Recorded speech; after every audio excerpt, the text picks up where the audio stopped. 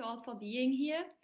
This today is an international event. We have people from South Africa, from Germany, from Palestine, and from the United States online. And I'm really happy that you all gathered for this important topic. Our today's topic is actually to discuss the topic of apartheid. And Aadila is our speaker from South Africa with her experience of apartheid structures. She has actually done such an event before and somehow inspired us to do it this year. And in the beginning of this event, I just want to mention that for today's event, we are collecting some donations. Wir sammeln Spenden. The donation link here in the link, I will just post it. Just a second. Yes, and so the main focus of today's event is actually to discuss which or why one could adapt the apartheid structures of South Africa to the state of Palestine and its ongoing occupation. For this, we invited today Mr. Miko Peled, who's an international speaker, author of two brilliant books, which I really can advertise and suggest to read. They really allow a very wide perspective on diverse perspectives on, what is injustice and how he himself actually became a Palestinian activist, being actually from the occupied state's perspective. Like, what does it take you to overcome your social environment, your understanding of being within the Israeli environment, and to question the state of Palestine. And yeah, so I think we are ready to go. There's just a little thing in the chat. The second translator cannot unmute. So what are we supposed to do? Maybe, okay, just a second.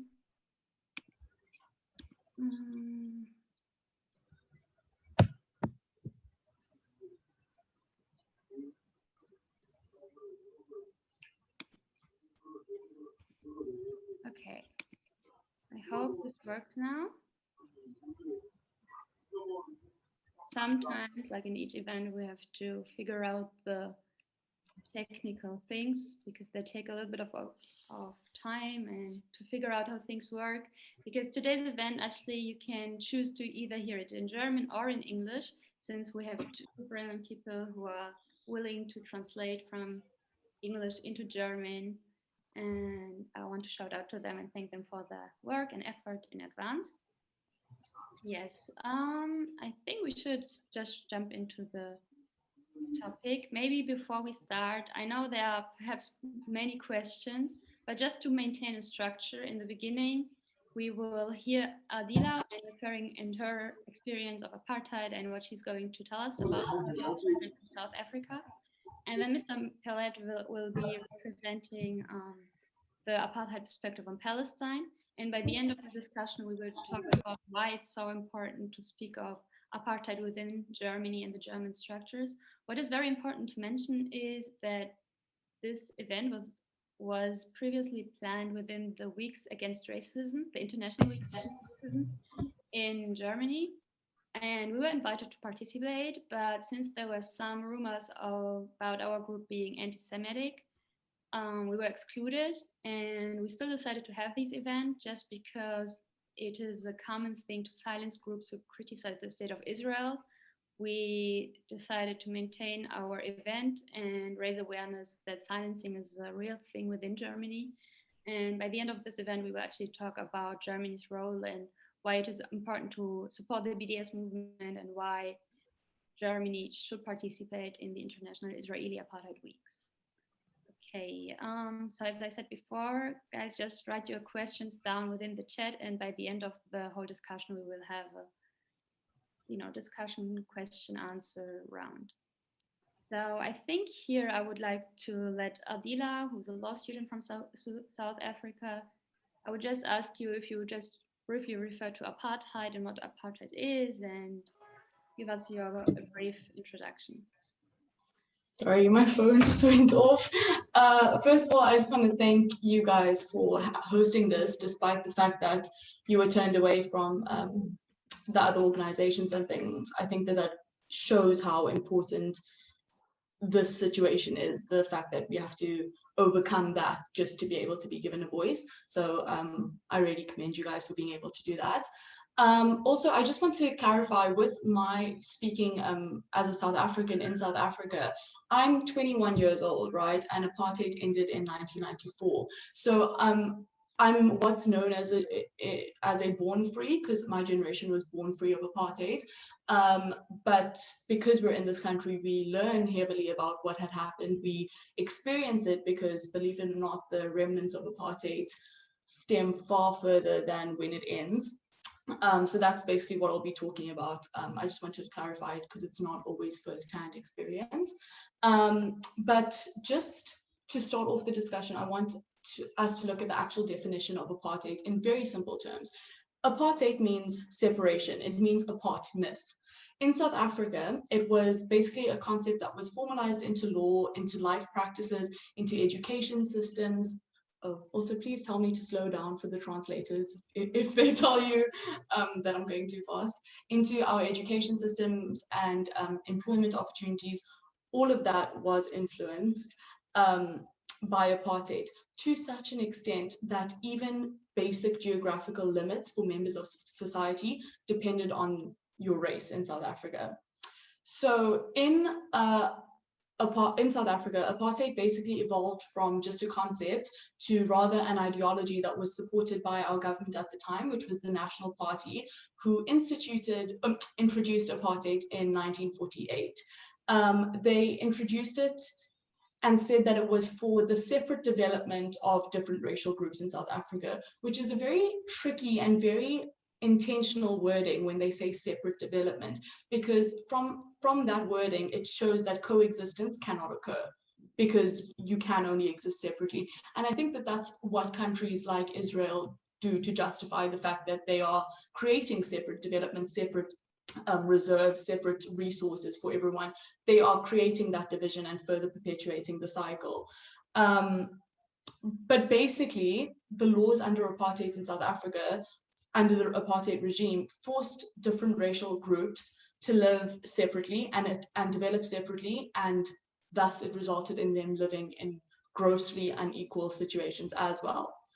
I think to be able to apply this to Israel, because Israel is by definition an apartheid state, we need to see apartheid as what it is, which is any legislative or other measure that is calculated to prevent a specific group of peoples from participation in political, social, and cultural, as well as economic aspects of a country.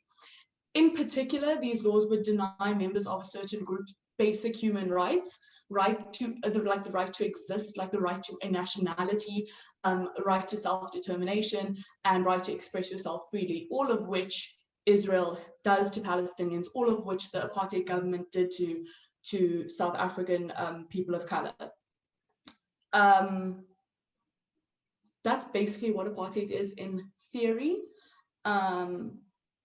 Maybe it would be interesting if you would let us know how apartheid succeeded into the present. Because, usually people get the perception, since we are taught about apartheid in South Africa and within school, that apartheid is over, but they don't really talk about the aftershow effect, or are there still apartheid, like a mindset of apartheid? How is it present and how did it succeed? I think when we think about the mindset of apartheid, we have to think about why apartheid was not only introduced, but why it was so strongly supported. Because objectively, from where we are now and the current frame that apartheid is in, it is an ideology that is grossly unjust and cruel. So I could barely understand how policies were introduced and supported by people at first. But then I realized that in how South Africa did it, which made me realize how like Israel does it. But in South Africa, the main reasons that apartheid succeeded, because it did succeed, was because of racial superiority and fear. Basically, South Africa used the fact that it's so easily accepted across the world that racism is influenced by the existence of racial superiority. That's why colonization happened. That's why we have just accepted Eurocentricity and Eurocentric values as what is to strive for, because that is what we were taught was superior and what we were taught was inferior.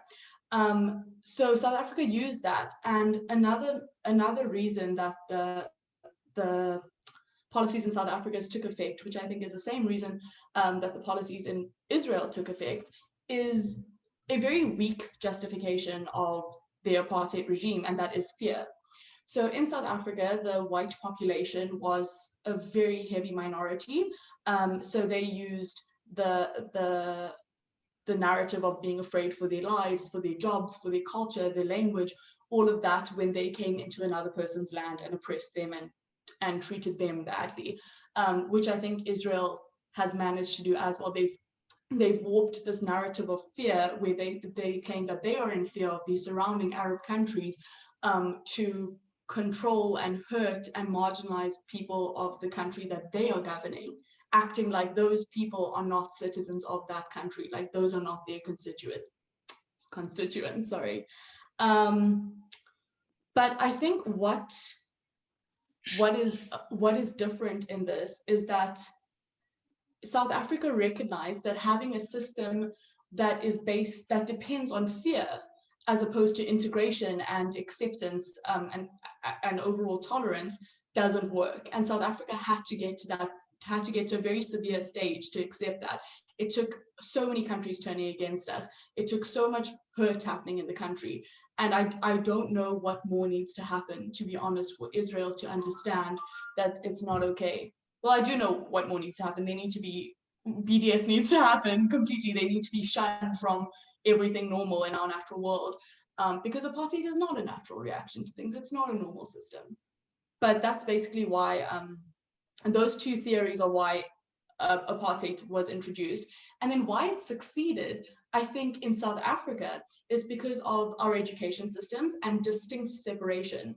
And I actually had to speak to a few people about this before I realized, because as I said, I was not alive at that time. But basically, the education systems were set up in such a way that if you are in white schools, and you are part of the superior group, you are being taught why you are superior. You are being taught justifications of why you're superior. You are being taught to dehumanize and minimize the other group's existence in your own mind, in your own way of thinking from such a young age. So that is ingrained in how we think going forward. And then the second part was distinct separation. And I think that ties into dehumanizing people and how governments tend to dehumanize people that they do not want to have as contributors. So in South Africa, like I said, apartheid had geographical limits for people. So Black people were not allowed in certain areas of the country where white people were, just because you didn't want them to interact too much. And Black people of color, if they were out past a certain time, but it was predominantly Black people, they had to have a pass with them. It's called a dom pass. It was basically just like your ID, but you needed to produce that to any law enforcement, any white person that asked you why you're in this neighborhood. You had to be like, no, this is my reason to exist. And I think things like that, and things like checkpoints for Palestinians, things like walls for Palestinians, all of that contributes to dehumanizing these people, because you do not see their suffering. You just see them as these objects that are dealing with this kind of turmoil. You don't see that suffering, you minimize them in your mind, and then you're actually incapable of feeling compassion and of feeling empathy towards them. It's really messed up, but at the same time, that is how governments have succeeded for decades. So you really interestingly touched on that, as one can see in South Africa's past, people were stigmatized due to their color and had to justify their existence. And I think Mr. Peled can here interestingly refer to Palestinians being stigmatized as the other within the Palestine-Israeli conflict. And why would you, Mr. Peled, because I heard your podcast last week, and there was also one episode where you speak about the second class status for Palestinian Arabs being, for example, differentiated from Jews who are Israeli. I think there are many things that one can compare somehow to Aadila's input. Perhaps you could just start and introduce yourself a little bit more, and because I'm a big fan ever since I read your first book, and yeah, so I'll stop talking now. Sure. Well, thank you for inviting me to participate in this. This is incredibly important. It's important everywhere, but it's incredibly important in Germany. And I can't believe that they denied you to be part of this important event regarding human rights, if I'm not mistaken, right? To deny the most defining issue of our time, which is Palestine, from a conference or events about human rights is unforgivable. And I promise you that they will look back at this and be very embarrassed that they did that. Because when Palestine is free, they're going to realize that they were wrong. There's no question about that. And also, before I answer your question, I want to applaud you and all the different activist groups that are working so incredibly hard on campuses and everywhere else to fight this fight.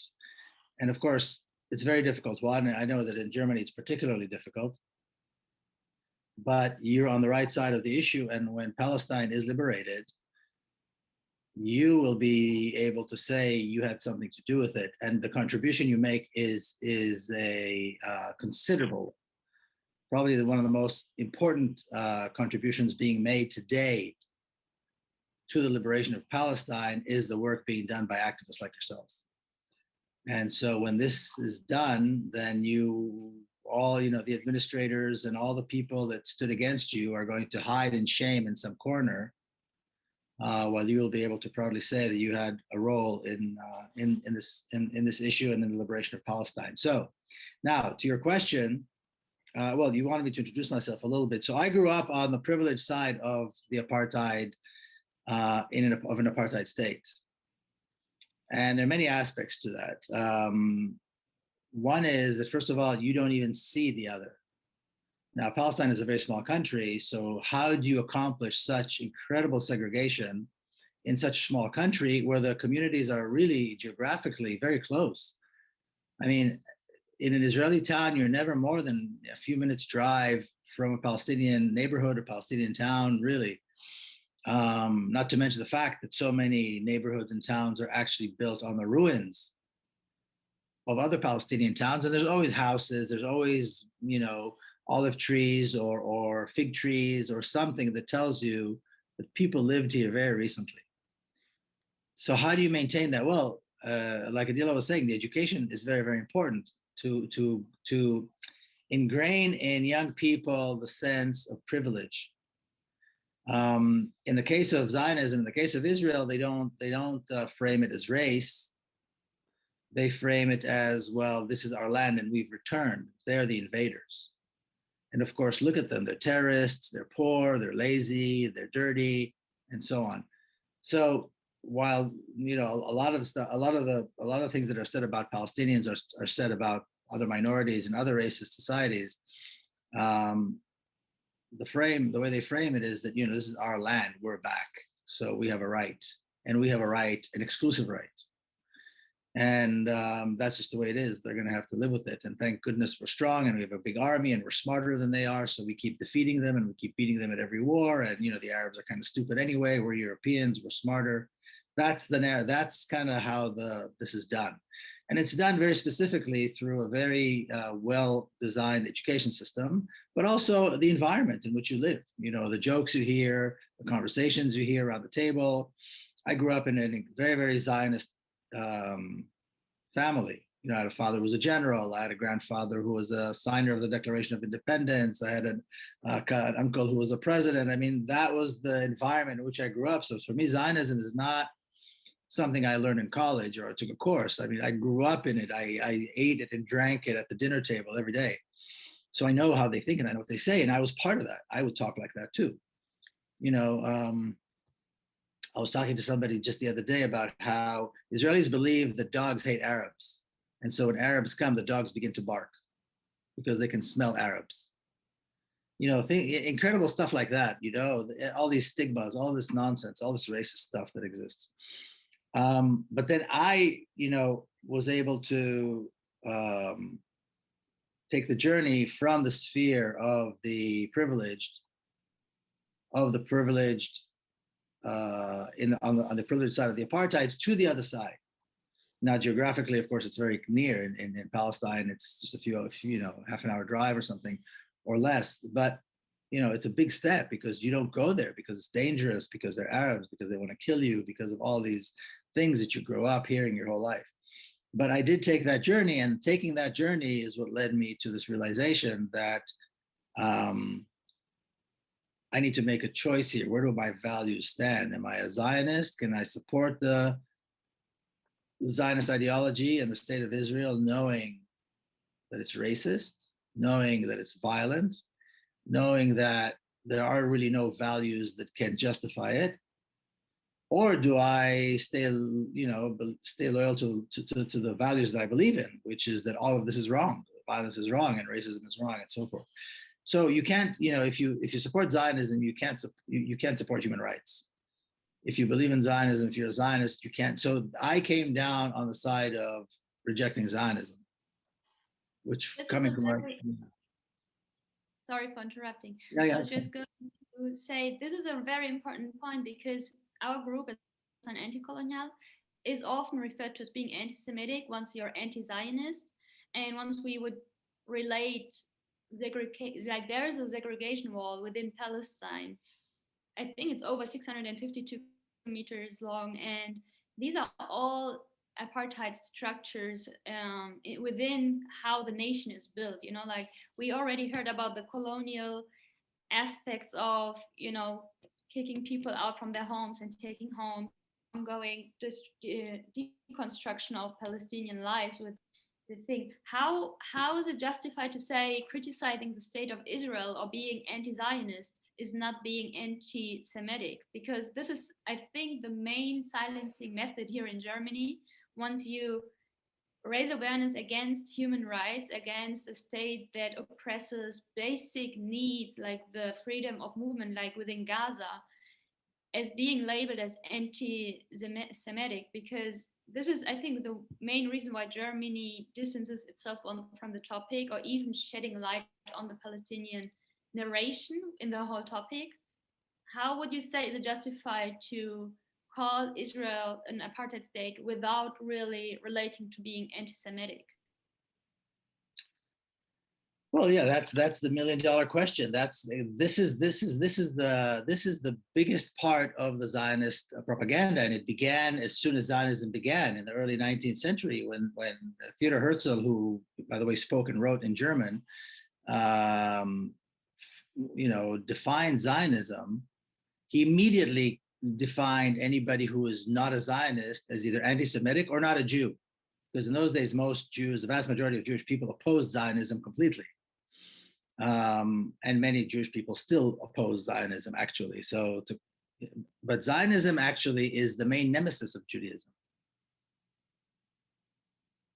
Not only that Zionism and Judaism are not the same thing, Zionism is the main nemesis of Judaism.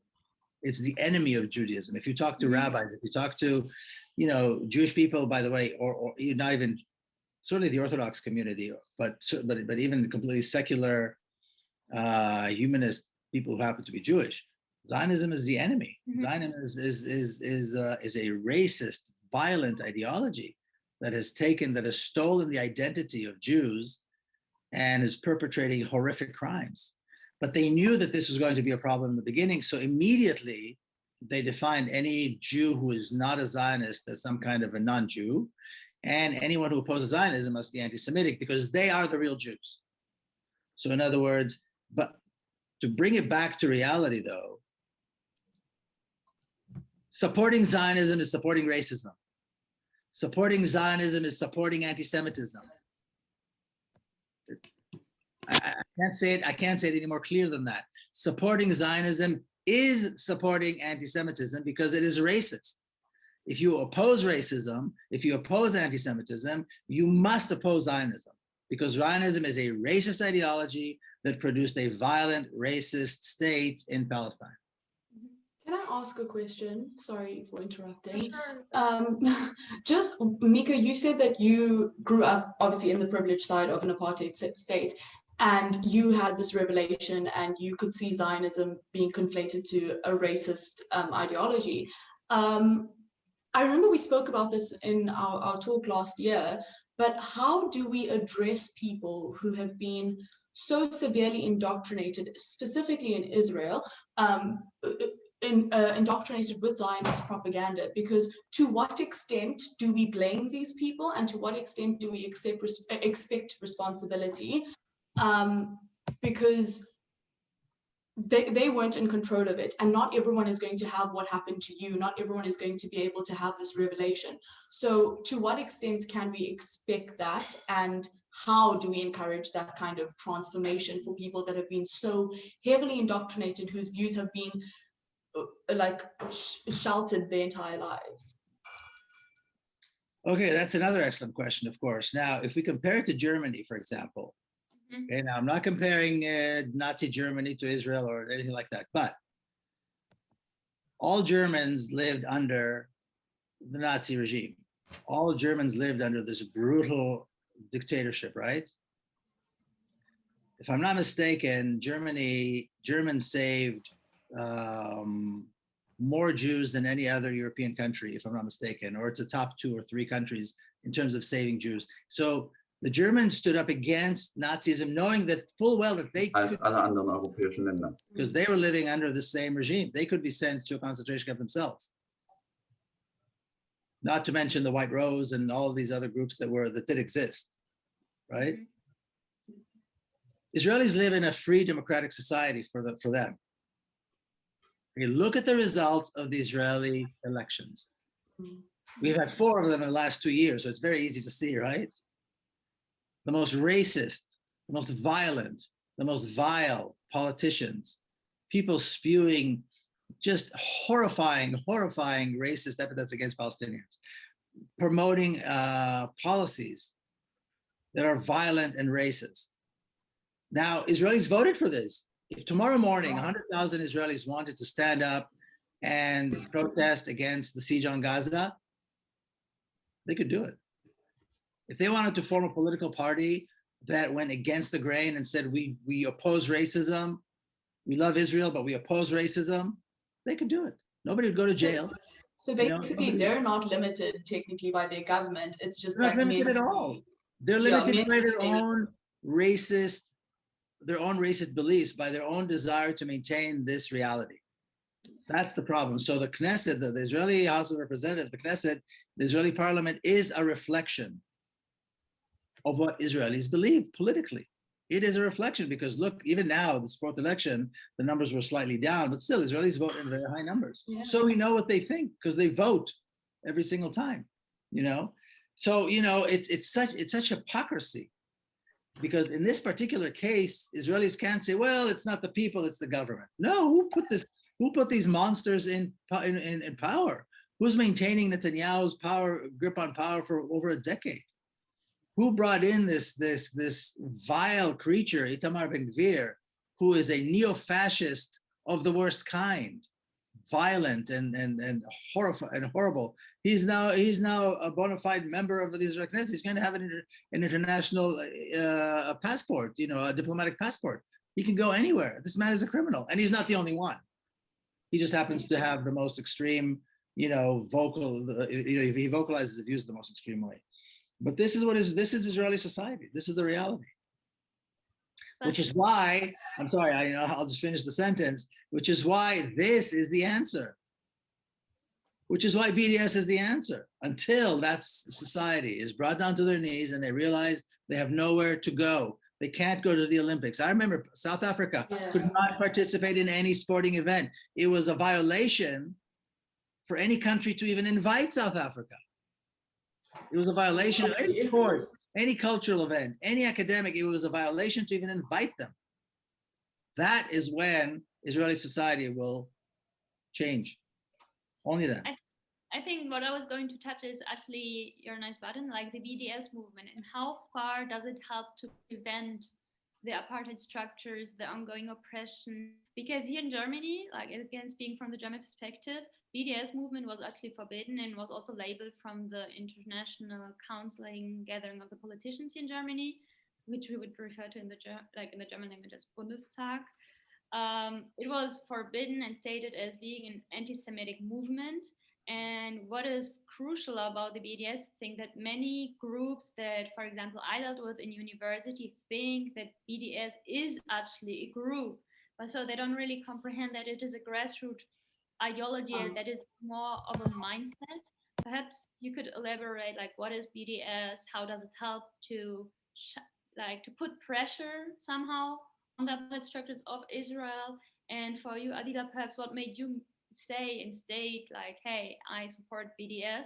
Because it took me, like, just speaking from my experience, some fear, like I was a little bit fearful to say, hey, I support BDS, just because with the news I heard like, oh, okay, it is somehow related to be anti-Semitic, but meanwhile now I comprehend why it's not.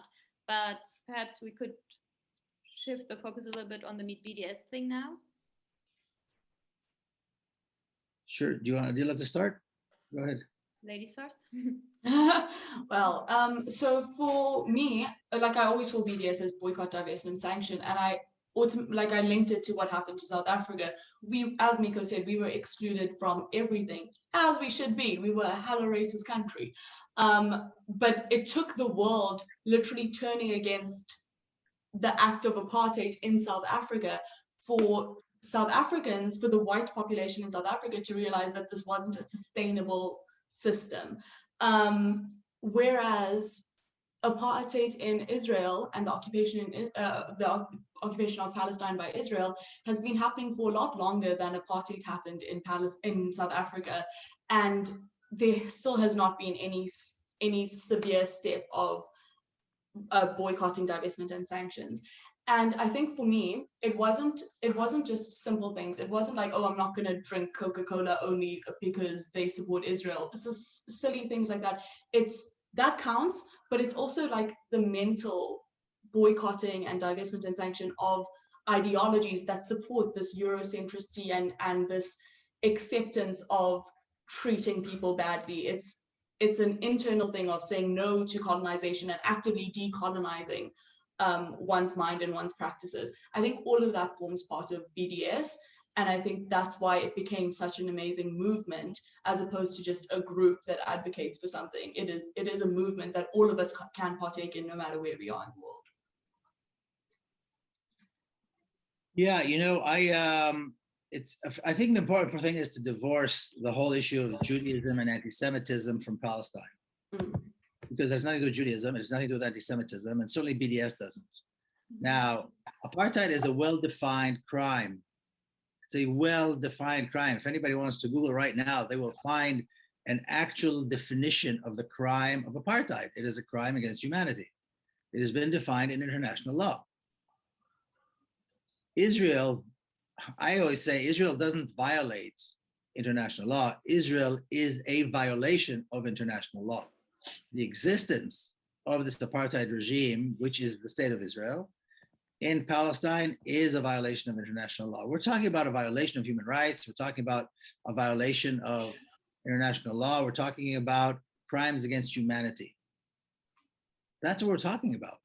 And we're talking about a political entity that is engaged in criminal activity on a massive scale, on a massive scale for over 7 decades.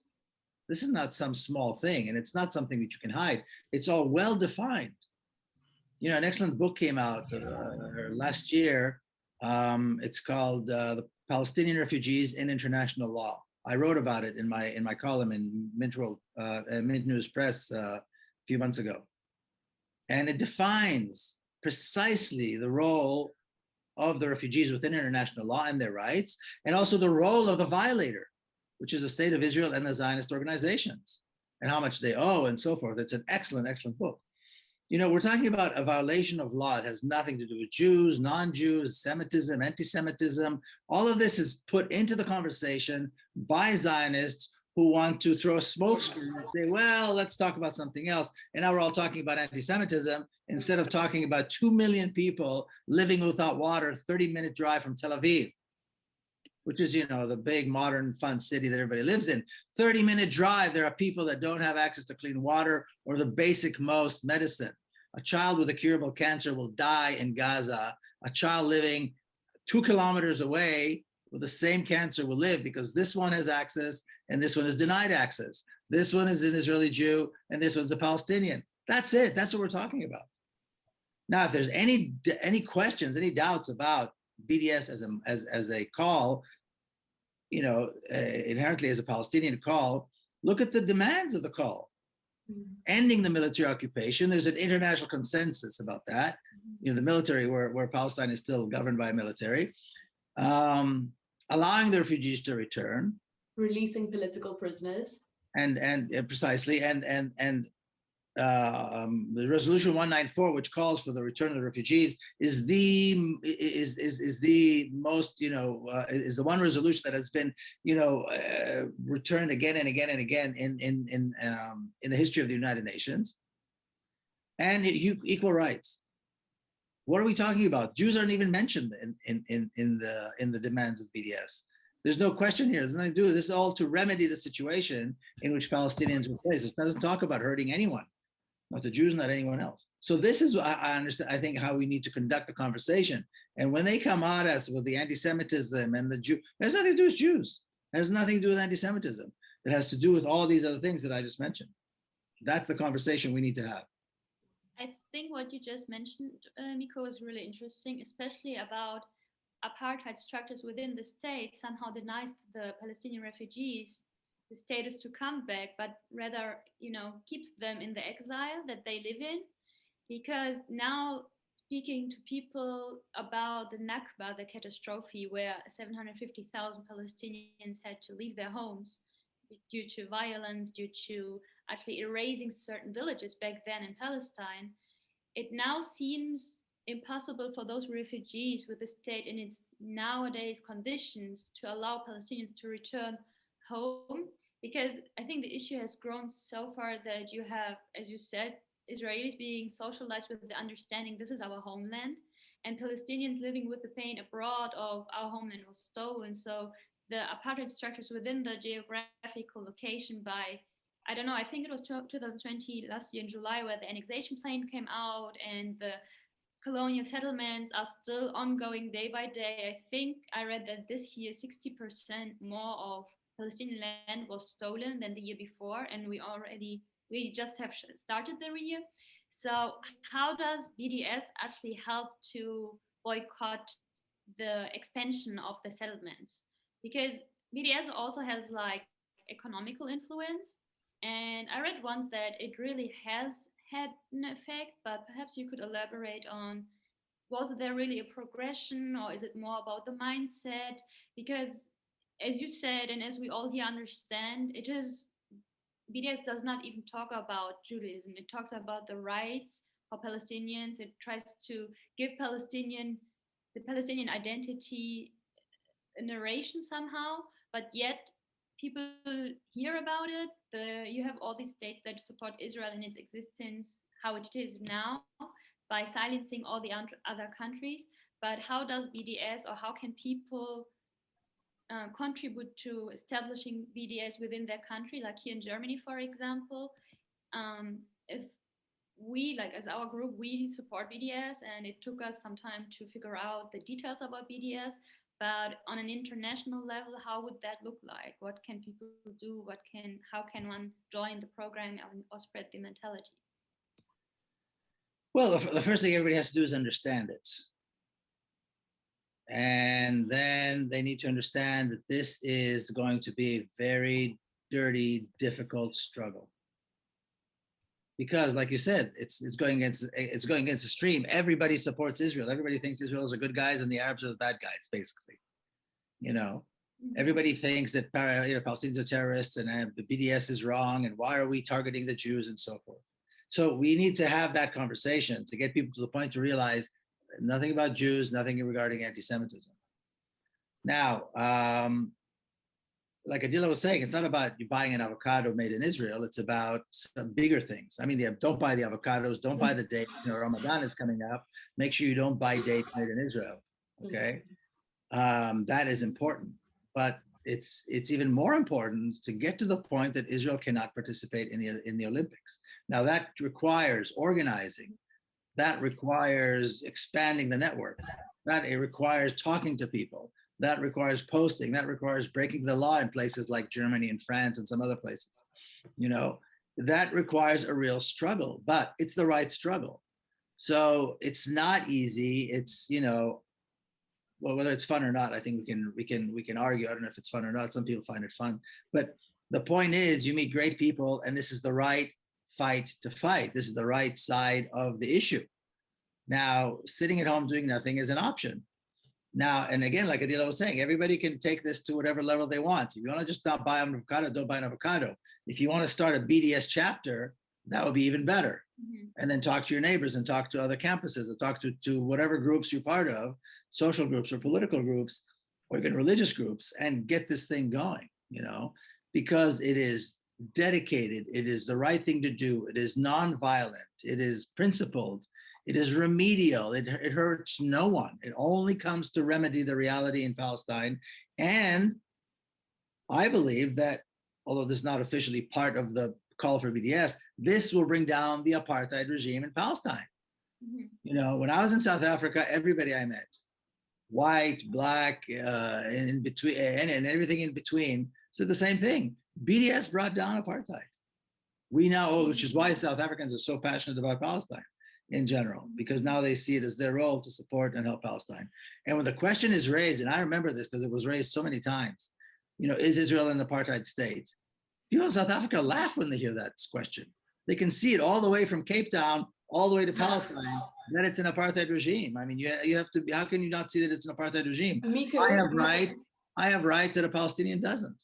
You know, it's Can I interrupt you, Miko? It's actually funny that you mentioned that about how blatant it is to every South African who knows apartheid that is an apartheid state. Because even like in 1961, I think when the UN was taking a vote whether or not to like be against South Africa's apartheid system, Hendrik Verwoerd, who was our prime minister and one of the architects of apartheid, he dismissed Israel's vote saying going against South African apartheid, because he said, and I quote, "Israel is not consistent in its new anti-apartheid attitude. They took Israel away from the Arabs after Arabs lived there for 1,000 years.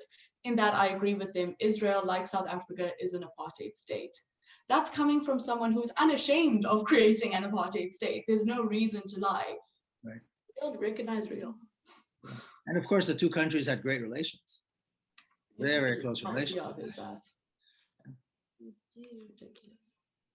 Could one say that all the countries, because I think Israel misleads or has 56 international laws and 56 UN laws against human rights, and it was sued multiple times by different organizations such as Beit Salama within Israel itself.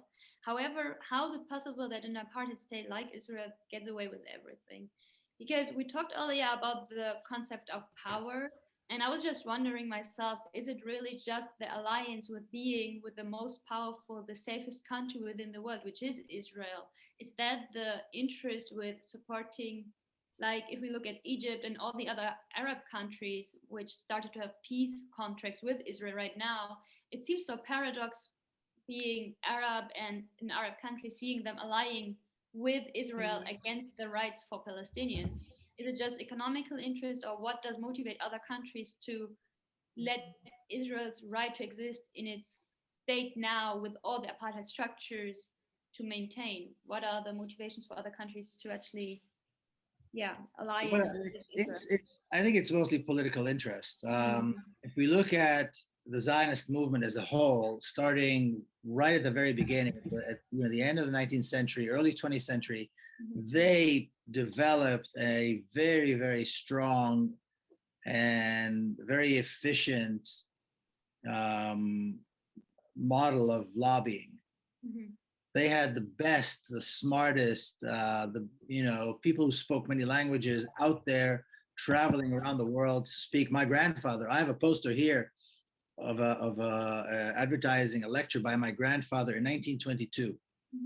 In Kiev. They would go around the world and they would speak in London in Parliament. They would speak to politicians. They would go everywhere in the United States, and they would speak and with such passion. Now, they didn't look Jewish. They were very secular. In fact, they despised, religious Jews. They spoke many languages. They were doctors and professors and so on and so forth. And from that day on until today, over 100 years, they have been lobbying, and they understood something very, very important, which is that all politics is local. So they don't go to Washington, D.C. That's only part of the equation. They're in every city in America. Every city council that gets elected gets a visit, gets an invitation to come to Israel, paid for. All these very wealthy Jews who are Zionists contribute to a library here and a swimming pool and a symphony and all kinds of things like that. And many of them are Zionists. So how can anybody go against these wonderful Zionists? Look at them. They're decent. They look like us. They speak many languages. They're philanthropists. They must be good people. That's how they do it. And that's what they've been doing for over 100 years. And that's why they're so successful. That's what we have to work against. This is the battle. And to every decision, every local ordinance, every local law, as you know, here in the United States, they put in something about Zionism. They put in something about supporting Israel or opposing BDS now. That's the new thing. I don't know if you guys know who Abby Martin is. She's a great journalist. She's suing the state of Georgia because she was supposed to give a lecture at the University in Georgia, and they wanted to make her sign a pledge never to support BDS. Abby Martin, who was like, she's a wonderful pro-Palestine activist, So now she's suing the state of Georgia. So, this is the level of sophistication that they've developed over more than 100 years. This is why regimes, American politicians don't care about Palestine or Israel. They want to get elected. And I think this is true in every country. And in case of the Arab regimes who don't have to be elected, but they want to maintain their regime, they need weapons, they need connections to America, and Israel is the bridge. Israel is how you do it. So that's what I think is interesting about how you mentioned the link with America and Israel. It's because they've stated it, because it's not a shameful thing for them to see that Israel is their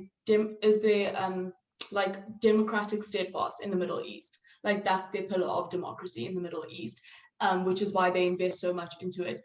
And it's just really ironic, actually, that they view Israel as a democratic state when it has shown that it is democratic not for all people in the state. It goes against the principles of a democratic state by choosing to only see its constituents as Israelis, as settlers, as things like that. You're putting citizens out of their homes. That's not democracy. You're not giving them a vote. That's not democracy. It's very ironic that America can pick and choose when they want to bring up the democracy discussion.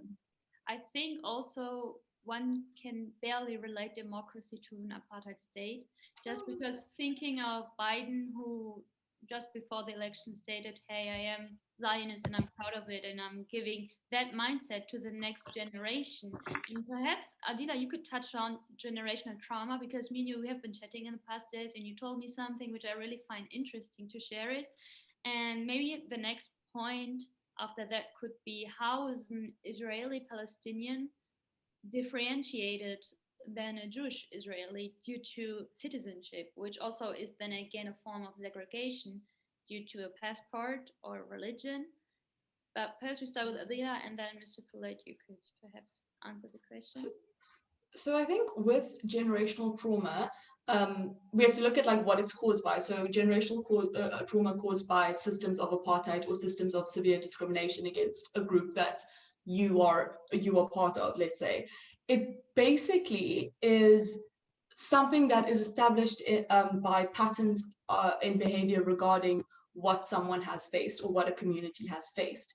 And through each person and through each generation, it's harder to heal from your traumas the more ingrained it becomes in certain communities. So in South Africa, we still have, like I told you, I'm part of the born free generation. We still have generations that are trying to come to terms with the fact that apartheid was set up where I was at a disadvantage, where my people, where my community was at a disadvantage. And like I said, apartheid in South Africa only lasted 46 years. And we are still going through such severe struggles when it comes to income inequality, standard of living inequality. I think we have one of the biggest disparities in the world when it comes to that. And that is because of apartheid, because apartheid is a structure that is very forward thinking. It is to divide a country for generations to come. It's not just for that specific time frame. And that's why whenever I talk about apartheid in South Africa, I do say how it was successful, because we are still recovering from it. And I think what is important to emphasize in that is that apartheid and apartness is not just a policy. It's not just a set of laws. It's an actual attack on the mental and physical existence of groups that are being limited in their power and in their authority. It's the indoctrination of one group being superior over another that's being inferior. Like in South Africa, as part of the addressing that, we have to constantly remind ourselves of Black consciousness and remind ourselves how important decolonization is, because those were concepts that came to benefit people that were not us. It benefited the minority. It did not need to be implemented. And it is a constant struggle. It is trauma that is passed down through generations, because your family members have reacted a certain way to the government has treated them a certain way, and you bear the brunt of it, unfortunately. Until there's an equal playing field, you bear the brunt of it, and there will not be anytime soon. I saw someone had a question about reverse racism in South Africa, but I think we'll come to that at the end. But I'll remind myself of the generational trauma. But I do want to mention that in Palestine, the trauma and the permanent damage from the catastrophe, the massacres, the checkpoints, the limitation of movement and determination of a people's existence, all of those are going to contribute to the gradual, but obviously the expected breakdown of a people. However, like the Palestinian people, they're just the most resilient people in the world, because they have shown us that their identity is not going anywhere, and it needs to be preserved and admired for generations to come, to prevent that like stagnation from their trauma. So I think the generational trauma of Palestinians could actually be combated by like the humanity of the rest of the world, if that makes sense. Mm-hmm. Definitely. I think what you also said is about the generational thing, is that a certain experience and mindset that you experience, you just pass it to the next generation. And if you raise or if you experience injustice, which is with the Palestinians, the idea or the ideology of coexistence within apartheid state under these structures is even more difficult. And I think I somehow forgot my question. Yes, Mr. Peled or Miko, how would you say is the Palestinian status or the passport? How is it differentiated from being a Jewish Israeli? Because we had a presentation about it, I think, in December last year, which was really interesting, but it is still a part of apartheid, because many people try to separate the imperial ideology or colonialism from apartheid structures, which is nonsense, because it all goes with one and goes together. So the apartheid system that Israel established in Palestine has several parts. Mm-hmm. And Palestinians have been divided into different categories. Now, most of it is geographic. So their status depends on where they live particularly. So right now you've got, for example, you've got 2 million people living in Gaza. You've got 3 million people in the West Bank. Okay, they're living under this very strange occupation, military rule, governed really by the Israeli military. You've got 2 million Palestinians living who are citizens of Israel, but their lives are actually governed by the Israeli secret police. So they cannot apply for a job. They cannot apply to go to medical school. They can't do anything without going through the security system. Mm-hmm. You know, because their lives are completely governed by the Israeli secret police, which is, that model was taken from non-democratic states who want to control their populations. Now, they do have the same passport, they do have the same color ID, but they live in an entirely different reality, in an entirely different world. You know, there's so many different examples, you know, access to water, access to healthcare. Like you said, there was that webinar that I hosted with activists from within what's called 1948 Palestine, so Palestinians who are citizens of the state of Israel, and they talk about what it's like to be a citizen. It's an entirely different experience than the citizenship that I, as an Israeli Jew, experience living there, or any Israeli Jew experiences. It's a completely different reality. Mm-hmm. You know, there are certain towns where they can't even walk in. If you talk about the Nakab is the entire southern half of Palestine. The Palestinian Bedouins are not allowed to go into Omer. Omer is one of the richest Israeli towns in the Nakab. Palestinians are, if you walk around there, if you look like a Palestinian, you're going to be arrested, So, I mean, and again, access to water, access to roads, access to healthcare, home demolitions.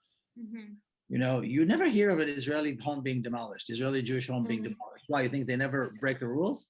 You think nobody ever builds a house or an extension or a balcony or something without a permit? Everybody does.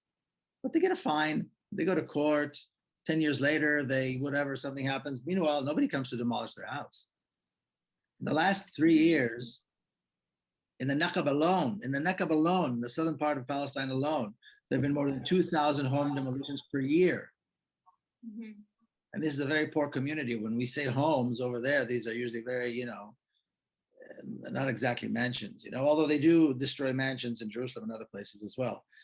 But the entire existence of these so-called citizens is different, completely different. Now, the other category is, like you were saying before, it's the refugees.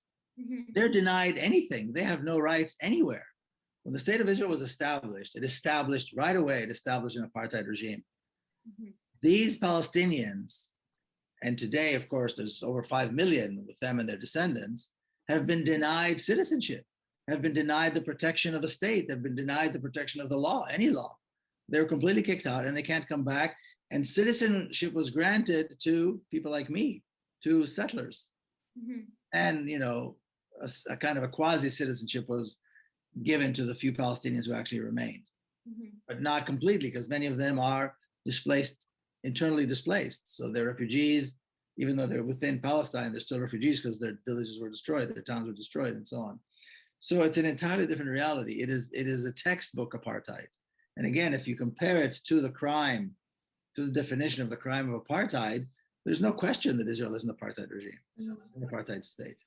I think it's also interesting to refer that Israel has an apartheid system within its apartheid structures, because as you just said, Palestinians living within Israel are not granted the same rights. And I think also one can see that there is a high number of police brutality and I don't know, is it like the settlers also attacking Palestinians just due to their Palestinian citizenship? And so there are apartheid structures within the structures, although to the outside world it seems like Israeli Palestinians are granted the same rights while they are not. Because looking at COVID, Palestinians living in Israel were the second group or even third group who were granted the vaccine. And just from my own family within Israel, I know that they didn't receive it, although media portrayed as everybody or everyone within Israel had access to the vaccine. And I think Palestinians have started to become some of the vaccine, but also another one than the one that Israelis are getting. So is it justified to speak within I don't know how to say, like it's a apartheid structure within the apartheid system? Well, I think it's all part of the same structure. And by the way, there's another group that I forgot to mention, which is the Palestinians who live in Jerusalem. They have their own status. We're talking about Palestinians who lived in Jerusalem, who came with Salah ad-Din 1,000 years ago. They're only alien residents, and if they leave, they lose their residency and so forth. I'm a citizen of Jerusalem. I was born in Jerusalem. Nobody takes away my citizenship or even doubts it, after 2 generations or 3 generations. So yeah, but I think what you mean is, or what you've described is actually that a lot of times people talk about the apartheid regime as though it only exists in the parts of Palestine that were occupied in 1967, in the West Bank and the Gaza Strip. That's a mistake. Apartheid existed in Palestine the second the state of Israel was established, because it established itself as a state for Jewish people in an Arab country. True. So all the rights were given to one group, but not the other, not the indigenous people whose country this was, but to settlers.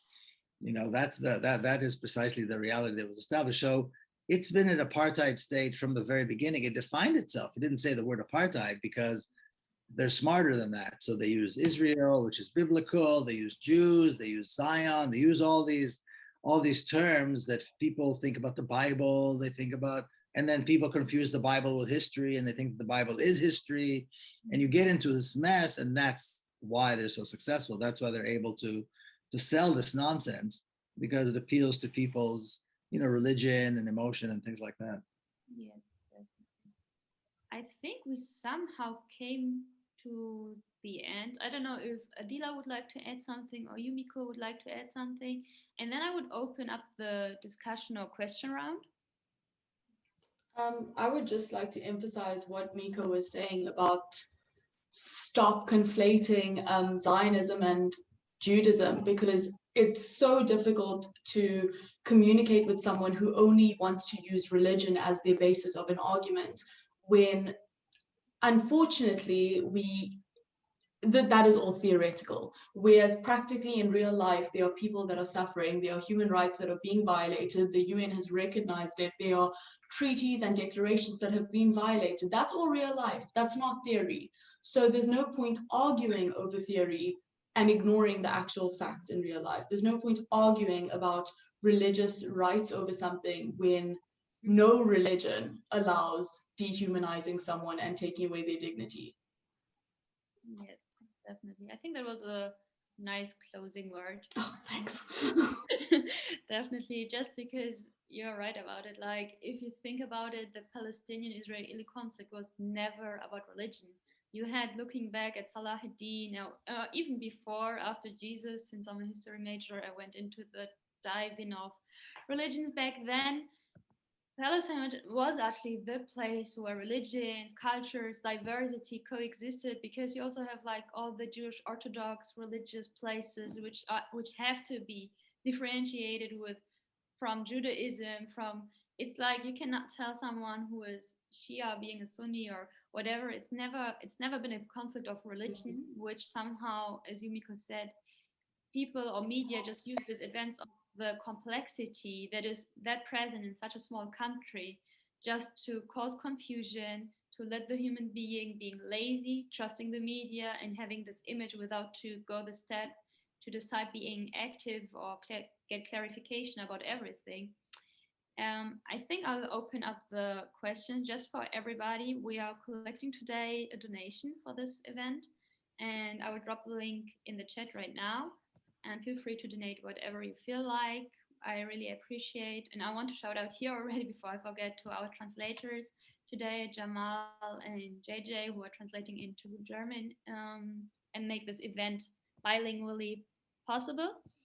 And I think I'll start with the questions in the chat. And everyone who has a question, I would like you to drop the question in the chat, so I can just read them out, because it would be a little bit too complicated to open up the microphones. Thank you in advance. Here is the link for the donations. So the first question we have is, just a second. Aadila, what do you think about the ongoing reports of white farmers getting killed and attacked as some kind of reverse racism? So when I saw this question, I was a little bit irritated, and I'm going to explain why. Because I think that when people bring up the situation of white farmers being attacked in South Africa, I'm so used to it being brought up in response to like negate or ignore a different human rights violation. And to be honest, the situation about the white farmers being murdered has nothing really to do with the Palestine situation. But I will say that it is an awful thing. There are farmers that have been like over 1,000 confirmed murders of farmers. But I don't think it's fair to make it a racial what's the word, when you portray something as racially motivated only, because there are a lot of factors in it. And I don't think you can have it as reverse racism, because racism is part of to be racist, you have to be part of a system where there's systematic oppression from one group of another. And at this moment, there isn't that. We have like BEE and like trying to empower Black people and like people of color in South Africa to kind of even the playing field from what happened in apartheid, but we're nowhere near close. So I don't think that we can throw the term of reverse racism around very easily in this sense, because there needs to be a structure for that. Thank you for the answer. I think the next question is very interesting too.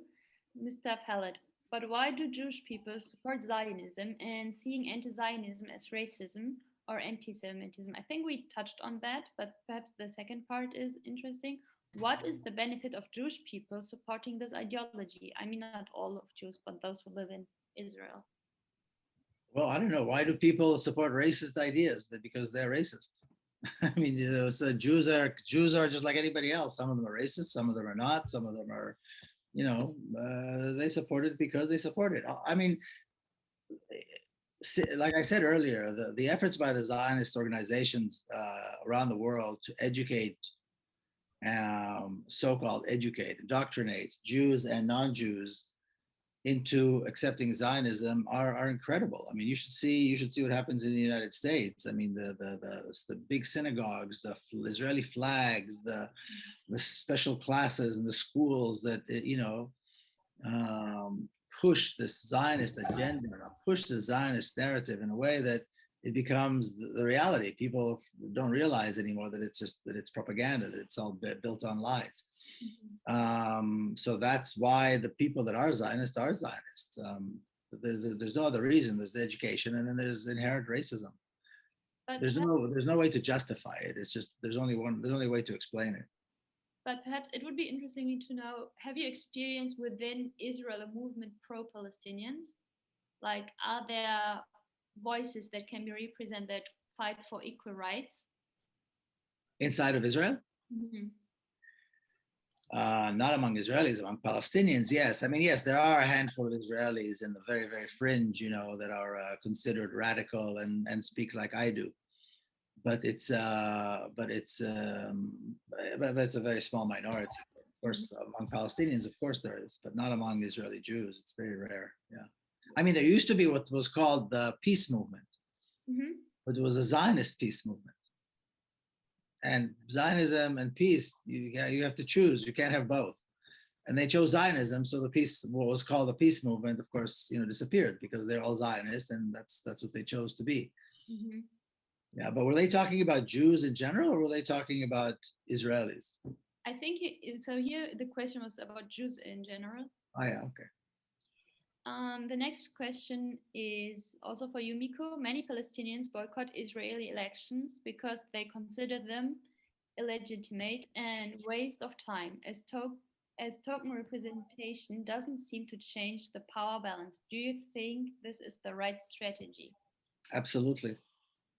There was a call for boycott in several organizations within the 1948 Palestinians. Miko Peled was one, and one or two others. And I support it completely. I think Israelis, I think anybody with a conscience should boycott Israeli elections. Number one, because Israel is not a legitimate state, so you should not participate in it. But number two, the last four elections were only took place in order to keep Benjamin Netanyahu in the seat. I mean, this was part of a strategy of Benjamin Netanyahu to remain in power. So he would create this crisis and go for elections, create a crisis and go for election. And that's why so why participate in this, you know? So if you have a conscience, and then I certainly support boycotting the election, absolutely. And for Palestinian citizens of Israel in particular, because they have nothing to gain by participating in the election, absolutely nothing to gain. And they're legitimizing this apartheid regime that is only making their lives impossible to live. So absolutely, yes. I think Mr. Rajab has a question. I will. Yes. Good evening, everybody. I am Atiya from Palestinian Solidarity Committee in Stuttgart. I would like to welcome Aadila and Miko.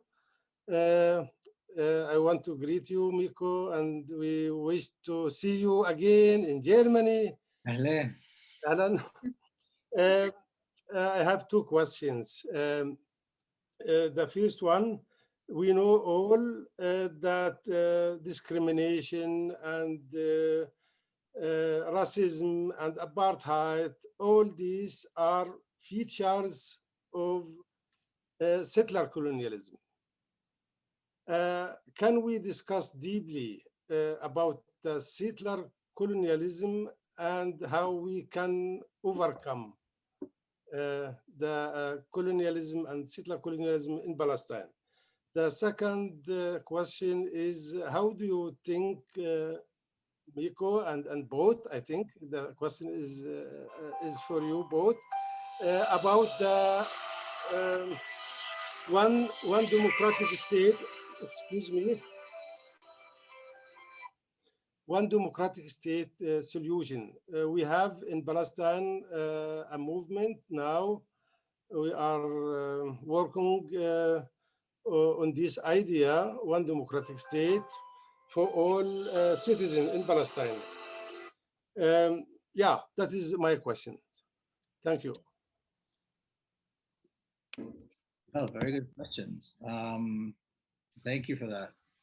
You know, the first part, how we fight settler colonialism, is by creating a single democracy in Palestine. So one question, well, the second question is the answer to the first question.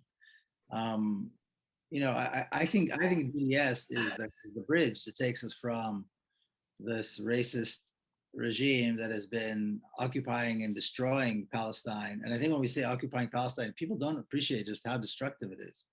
You know, monuments and towns and villages and people being destroyed, the culture being destroyed, erased, the history being erased, names of places being changed. You know, I mean, just violent destruction of a country going on for more than 7 decades. That is the reality, and that is what Israel is. It's violence, it's racism, and it's destruction. Mm-hmm. BDS takes us from that, you know, by struggling to bring that down and replace it with a free, democratic, decolonized Palestine, mm-hmm. which allows the refugees to return. That's precisely the structure that I think we need to be fighting for. We need to be talking about. One leads to the other, and then when we have a real democratic Palestine, and you know, the image that I always have is South Africa, of course. You know, when the clerk stood up one day and said, we are releasing the prisoners, we are unbanning the political parties and calling for a one person, one vote. That was the end of apartheid, mm-hmm. politically. And that is exactly what I envision happening in Palestine. It could be this prime minister, this Netanyahu guy, could be the de Klerk. I mean, de Klerk was not a saint. He had no choice. They were on their knees. They had nowhere to go. This was the end. He had no other way to go. And that's why he did what he did. So that's how I see this happening. Then you have elections. Then you have a legislature, a parliament that represents all the people. Then you have a government that represents all the people. Then you start creating the mechanisms to allow the refugees to return, to rebuild Gaza, to compensate and give reparations to Palestinians. Then you start the structure of decolonizing, you know, of bringing everything back, talking about the debt, the enormous debt that is owed to Palestinians, not only personally, but we're talking about, you know, entire agriculture products and fruit that were stolen by the Zionists, and cash that was taken from bank accounts, and cities that had, you know, public spaces, and on and on and on and on and on, enormous debt. Then you can start, you know, decolonizing, the process of decolonizing. But BDS and then the creation of a real democracy in a liberated Palestine is the path we go. That's how we move forward. Absolutely. I'm just referring to the questions here. Somebody, Ona van der Heuvel, asked ICC question marks. I don't know if you're still in the chat, but what does, oh yeah, I see you, sorry. What does ICC stand for? Perhaps you would like to speak. What is ICC, the International Criminal Court? Ah, yeah. Okay. Yeah. No, I would like to know, we've all been talking about ICC every day, every night for years, but nothing is happening. Why is Israel holding in? I don't understand why nothing is happening. I've been in the Palestinian cause for 40 years, and I'm still doing the same talk after 40 years. When are we going to have an issue? And why is the world scared of Israel? Please answer. Well, I think we did.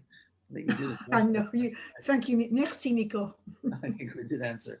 But I think, you know, I mean, there is some movement in the ICC. I mean, the ICC declared that they're going to prosecute. I mean, that they're going to investigate. I'm sorry. The prosecutor said that there's enough reason to investigate, which is a big step. But you know, this is happening slowly because there's not enough of us. I think the more of us, the more we organize, the harder we work, the faster this will go. This is not going to come from, you know, from divine intervention. We have to organize more. We have to bring more people in. We have to talk more. And we have to remember that the other side is working against us all the time with more money and more influence and more people. So we're fighting an uphill battle all the time. And every success is measured in very, very, very small steps, because that is the nature of a struggle like this. That is the nature of a struggle for liberation, of a struggle against apartheid, against settler colonialism and imperialism. That's the nature of the struggle. But I do firmly believe that as we move forward, we have to grow. We have to engage more people. We have to learn how to convince more people. We have to bring more people into the struggle, because the more there are, and we have to make sure that we talk to our elected officials. Those of us that live in countries that officials are elected, we need to come to a place, and I know the road is still long, but we need to come to a place where nobody can be elected if they support Israel. If you support Israel, you will not be elected. That's what we need to get to. That's the place we need to go. We have a long way to go, but that's where we need to go, because right now it's the opposite. Right now, in order to be elected in America, even to be elected to a city council, you know, you have to show that you love Israel, even though if you don't, the most of them don't know where Israel even is. You know, I think that's the struggle, but that's, I think, one big important segment, to organize to a point where they know they must support BDS to be elected. They must support. There's a governor running, somebody running for governor here in Virginia, not far from here, who just declared that they support BDS. He supports BDS. That's monumental. You know, Bernie Sanders didn't say he supports BDS, but he said that America should condition aid to Israel on its violations of international law, you know, human rights. They're not enough, but these are big steps. And none of these steps would have happened if it wasn't for the work of activists, you know, everywhere. That's how we get to this point. So if we had more and we worked more, then we would have faster results, I think. I think this is very interesting. It's more about the trust in the process and the resistancy than to lose hope and focusing even on the small progresses. Here's also an interesting question. I think, Aadila, you told me some of your experience here. Is it difficult for all BDS members to enter Israel?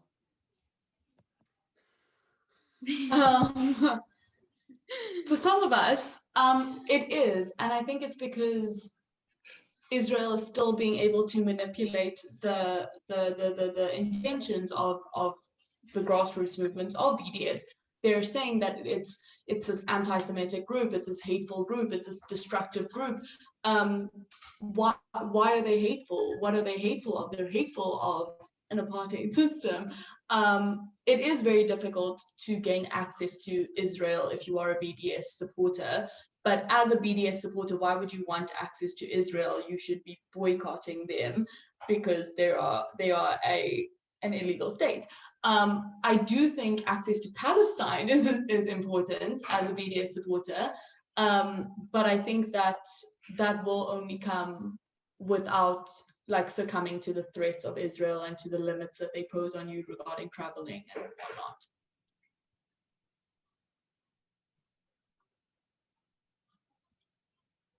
Sorry, my microphone was off.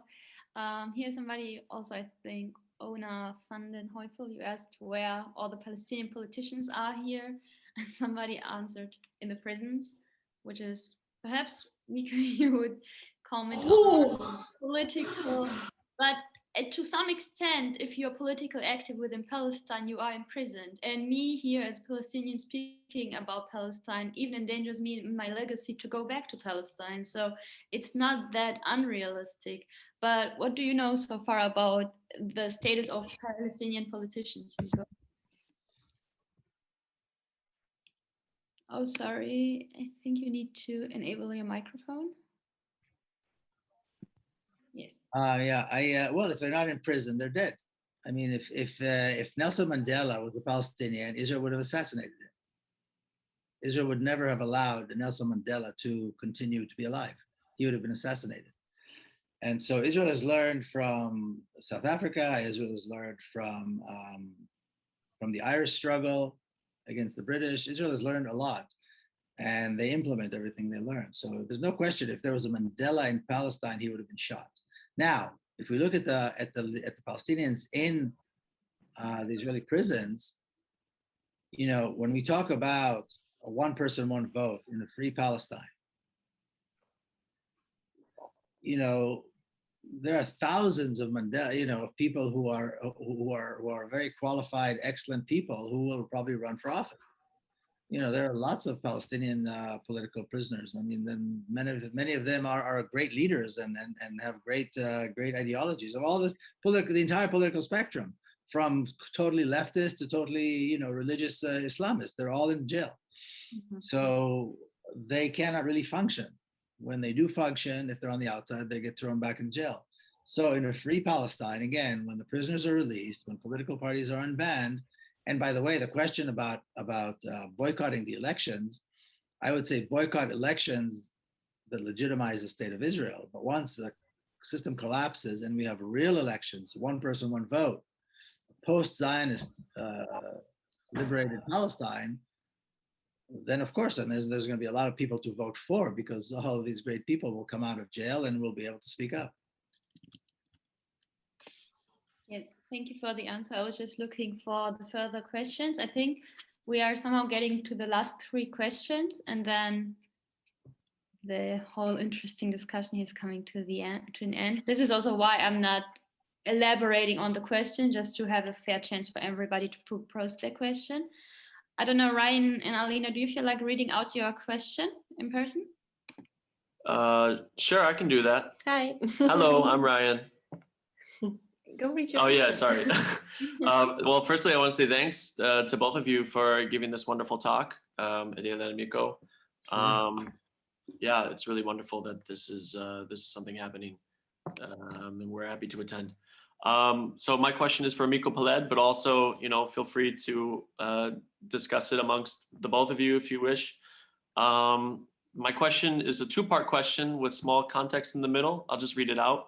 Are there any excellent studies tracing the internalization of Orientalist and other forms of imperialist worldviews into the construction of Zionism, both at the turn of the 19th into the 20th century, and continually in the present? That's the first question. And then I go on to say, of course, when one looks at both how both Orientalism and imperialism have continuously tokenized, stereotyped, and essentialized the diversity of Jewish peoples into a monolith, whether in demonizing or flattering them, one could perhaps begin to see another angle of how Zionism not only is racist, being involved in colonialism as it is, but is in fact a very troubling form of anti-Judaism, being made to wear the mask of something Judaic. How do you see this mimicry and self-essentialism, which is ultimately self-abusive, perpetuated not only in Israel on the ground, but also around the world in the education systems of places like the United States, or especially Germany? In other words, how can we open people to tracing Zionism within the history of white supremacy to which it belongs? Well, I think this is exactly how we do this. I mean, exactly what is happening now, hosting an event like this, bringing people to engage in the conversation. That's really what it's all about. It's about people realizing what this is about. And again, I'll say what I said in the beginning. I think the biggest contribution to this conversation, all aspects of it, and this is quite a, you know, this is quite a loaded, quite a, you know, complicated questions, but the bottom line is how we get people to understand what the issue of Palestine is all about and what Zionism is all about. And this is exactly how. the activists on campuses, the activists in the everywhere, actually, in all the different groups in the different countries, young and old, and everybody in between. And that's exactly how you do it. I think particularly activists on campuses have done and continue to do more for this issue. And again, all the different aspects that were raised in these questions, because they portray Palestine for what it really is. On the one hand, this very courageous struggle against all odds on campuses where the administration doesn't want them, Zionist groups attacking them. And they're out there explaining, talking about settler colonialism, talking about racism, talking about Zionism, and divorcing Judaism and divorcing the entire issue of Judaism from Zionism and this issue.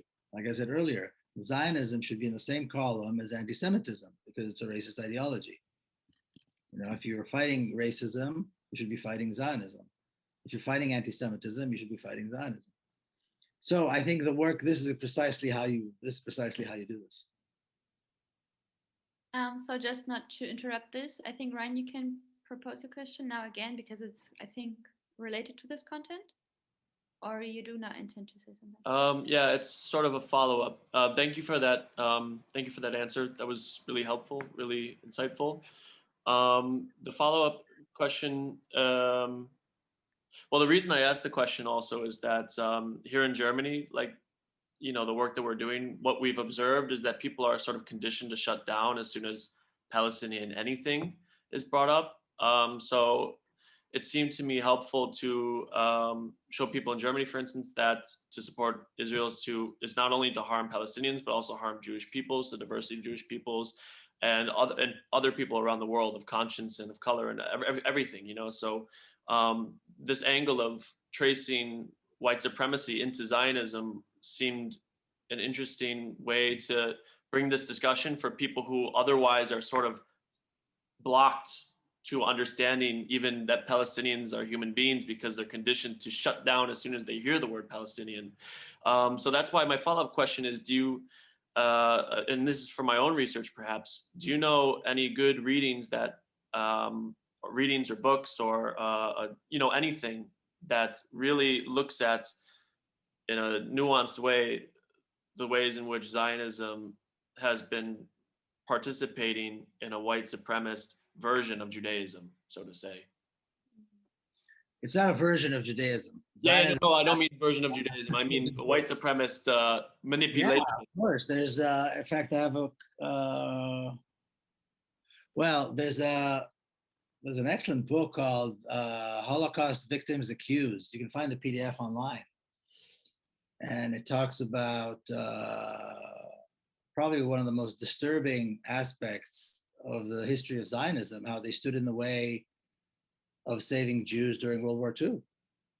When other Jewish communities were raising money, were making efforts in order to save and help Jews during World War II, Zionist institutions stood in the way. And it's a very well-sourced book.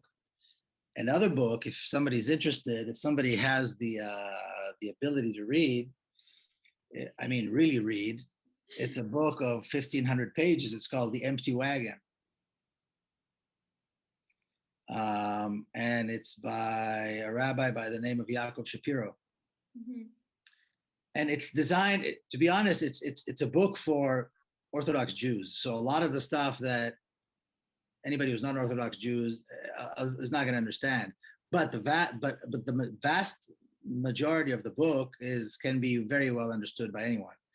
It's just, you have to be able to carry it. It's 1,400 pages long. It's very heavy. So, and Rabbi Shapiro is a friend of mine. So I always joke with him about this book that he wrote, but it's 1,400 pages of pure, the most analytic, the most well-sourced, every aspect of Zionism, mm-hmm. and demonstrating in the most clear way. And again, it's written by a religious person for religious people. So for those of us who are not religious, some of the stuff may sound a little outrageous, but it demonstrates clearly how there's a clear and vast difference between Zionism and Judaism. Zionism was an attempt basically to steal Jewish identity. I think he calls it from identity crisis to identity theft is kind of the subtitle of the book. Mm-hmm. And it's very, very clear. I mean, he also has a podcast, if anybody's interested. It's called It's called, it's got a really good name, which I forgot right now. Let's see, Rabbi Shapiro, Committing High Reason. This podcast is called Committing High Reason. He and I interview each other all the time. We're good friends. But the point is that it's, it makes it very, very clear. And the first book I said, Holocaust Victims Accused, is painful to read.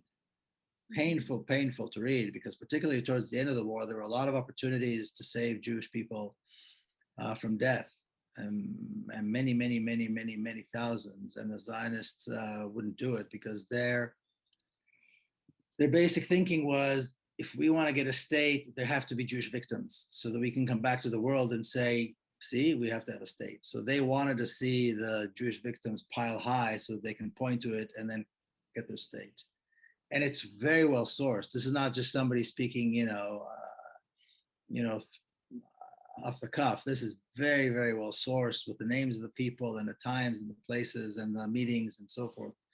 So Zionism has a long history. And, and if you look at, I just wrote something, again, in my very last article in Mint News Press about the anti-Semitic origins of Zionism. I mean, Herzl himself, and from Herzl to Ben Gurion, all of these very famous, Weitzman, very famous, very well-known Zionist figures were anti-Semitic. They hated Jews. They couldn't stand the things that they said. Jabotinsky, who was one of the founders of the Likud party today, they consider him one of their founders. The way they spoke about Jews, the derogatory terms they used, the horrible language they used to describe Jews. There's no question that this is a supremacist, racist ideology.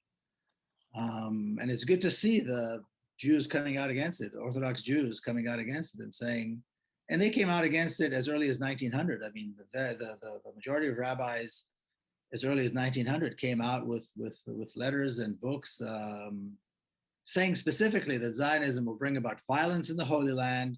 It will create tension between and destroy the good relations that exist between Jews and Muslims and Jews and Arabs. And that goes to your point, Mina, you mentioned that earlier, the good relations that used to exist, and that it will cast doubt as to the loyalty of Jews. Mm-hmm. Because if you're a Jew and you live in Germany, are you a German or a Jew? And that's precisely what happened. All of these three things happened. Mm-hmm. And the loyalty issue continues today here in America and other places where this is brought up. So, and they realized this, and they saw this happening as early as 1900. So yeah, there's no question that there's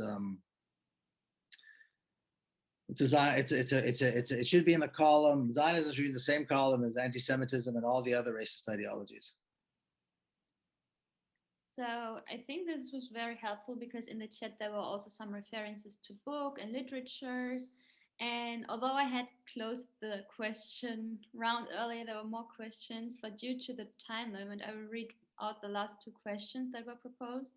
It's just due to fairness, but what I can recommend, guys, on our Instagram page, Palestine Anti-Colonial, I tagged Aadila, I tagged Mr. Peled. If there's something open, because some of the questions somehow go into more literature things, presentation things, you just can either look up Mr. Peled's website, which is very helpful because he's often in webinars and the podcast. Many of the questions will be answered there. And so just a second, let me find that one question. I think one question was, what about the boycott from within? How can Palestinian citizens in Israel support BDS? Hey, I see something here. Excuse me, Mina. I see something here about literature tips. Mm-hmm. Ibrahim Nasrallah, mm-hmm. The Time of White Horses. And also Ibrahim Nasrallah, The Lanterns of the King of Galilee. Again, these are very thick books. I like thick books. These are very thick books. They are historical fiction. And Ibrahim Nasrallah is today one of the greatest writers, period, and certainly one of the greatest Arabic writers. He's Palestinian. And both of these novels are sagas that are historical sagas based on the history of Palestine. I can't recommend them enough. And then there's Susan Abu Hawa. Her books are her fiction. I'm sure you guys know. If you don't know who she is, look up Susan Abu Hawa. She's written several excellent books. Again, we're talking about literature. What was the question again about how somebody can How help? can Israeli Palestinians within Israel can support the BDS movement? Well, they do. Palestinians. There have been excellent movements within 1948 Palestinians from the very beginning, but they're always thrown in jail. They are oppressed. They are pushed down. They get fired from their jobs. I said before, Ibn al-Balad. Ibn al-Balad is a great. It's small, but it's incredibly important.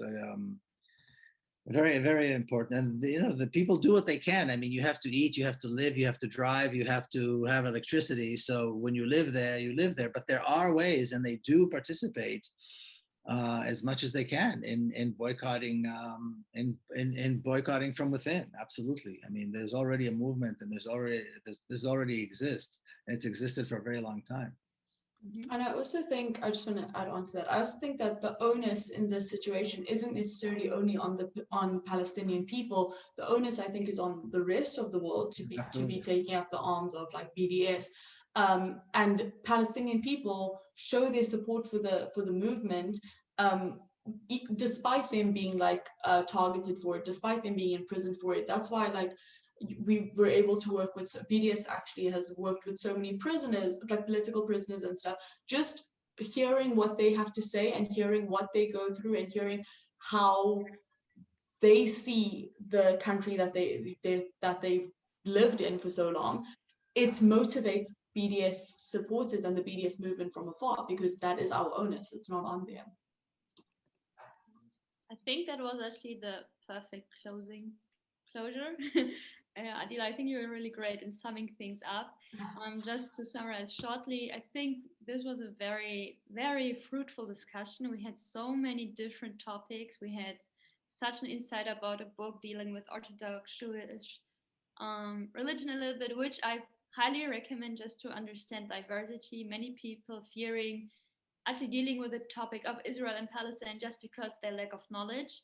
And this is why I thank everybody for watching today and being here, because today's discussion, and actually each discussion dealing with Palestine, it doesn't matter if we're from Palestine anti-colonial, because we're trying to shift the Palestine-Israel conflict here to Germany to encourage people to overcome the fear of being labeled as anti-Semitic and to act for what is right, which is to support the human basic rights, where you leave out discussions of religion and everything that try to oppress us, things that have to be said.